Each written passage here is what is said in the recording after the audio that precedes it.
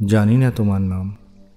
তুমি রোজ সংবাদপত্রের পাতায় বুলাতে কিনা চোখ, কিংবা ঝোপ শার্ট পরেছি ফাতে যেতে কিনা পুরনো দিঘির পাড়ে, আমার তা জানা নেই।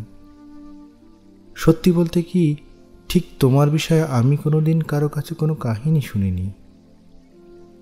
শুধু যখন এদিকে আসি দেখি দাঁড়িয়ে রয়েছ তুমি আমাদের অনেক উপরে, ক্ষীণকায়, যেন রৌদ্র জলে একটু একটু করে ক্ষয়ে গেছো ক্রমাগত সমুন্নত শরীর তোমার।